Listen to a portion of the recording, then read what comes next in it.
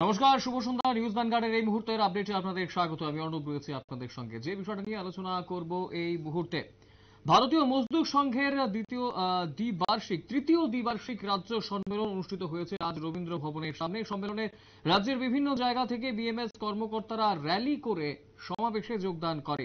ভারতীয় মজদুর সংঘের তৃতীয় দ্বিবার্ষিক রাজ্য সম্মেলন অনুষ্ঠিত হয় রবীন্দ্র ভবনের সামনে। সম্মেলনের রাজ্যের বিভিন্ন জায়গা থেকে বিএমএস এর কর্মকর্তারা এসেছেন র্যালি করে এবং বিএমএস এর কর্মী সমর্থকদের মধ্যে ব্যাপক উৎসাহ উদ্দীপনা লক্ষ্য করা গেছে আজকের এই সমাবেশকে কেন্দ্র করে।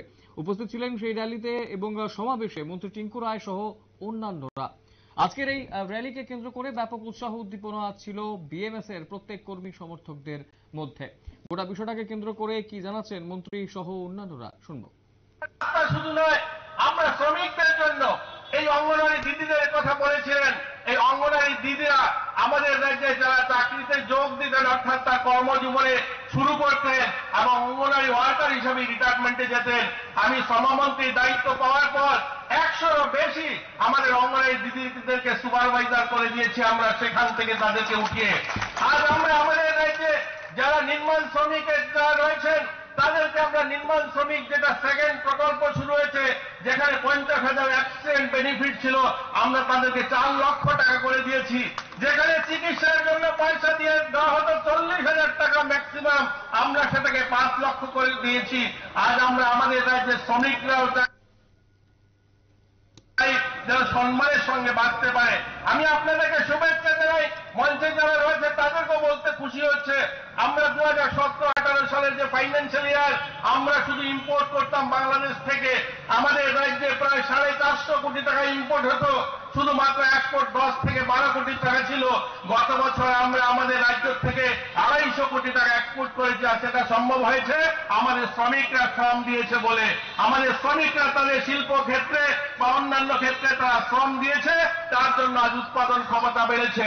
আমি আপনাদের সামনে তুলে ধরতে চাই, এই জুট মিলটা বলুন, বামপন্থী সংগঠনের যারা কাজ করতেন, শ্রমিক সংগঠন, তাদেরকে আমরা বলতে চাই, আপনারা আপনাদের স্বার্থে আন্দোলন করেছেন, তাদের বেতন বৃদ্ধি হওয়া চাই, তাদের সুযোগ সুবিধা পাওয়া যায়।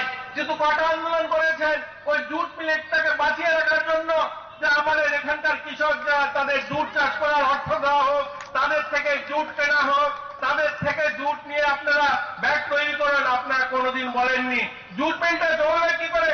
এখান থেকে পাট উৎপন্ন হয় না, পাট আনতে হয় বাঙ্গাল থেকে, ওয়েস্ট বেঙ্গল থেকে, আসাম থেকে। 1 ট্রাক জুট আসতে 1.5 লক্ষ টাকা লাগে। এখানে ব্যাগ বানিয়ে বিক্রির জন্য যাবে আবার ওই মধ্যপ্রদেশ, রাজস্থান, সেখানে যে সমস্ত জুট মিল আছে তারা সস্তায় বিক্রি করে দেয়। সেখানে শ্রমিক সংগঠন যারা করতেন বামপন্থী, কেন আপনারা আন্দোলন করেননি যে আমাদের জুট চাষ বাড়াতে হবে, আমাদের এখানে জুট ক্রয় করতে হবে? সেটা নিয়ে আন্দোলন হয়নি। ওই সমস্ত শ্রমিক সংগঠনের একমাত্র উদ্দেশ্য ছিল মানুষকে ভুলিয়ে ভালিয়ে ক্ষমতা ধরে রাখা। আপনারা শুনলেন মন্ত্রী টিঙ্কু রায় কি জানিয়েছেন আজকের এই সমাবেশে উপস্থিত হয়ে। এবং আজকের এই সমাবেশকে কেন্দ্র করে ব্যাপক উৎসাহ উদ্দীপনা লক্ষ্য করা গেছে বিএমএস এর কর্মী সমর্থকদের মধ্যে। আজ বিএমএস অর্থাৎ ভারতীয় মজদুর সংঘের তৃতীয় দ্বিবার্ষিক সম্মেলন অনুষ্ঠিত হয়েছে এবং এই সমাবেশকে কেন্দ্র করে ব্যাপক উৎসাহ উদ্দীপনা ছিল প্রত্যেকের মধ্যে। সমাজোট বিজ্ঞাপন বিরতির রয়েছে অন্যান্য সংবাদ, সঙ্গে থাকবেন।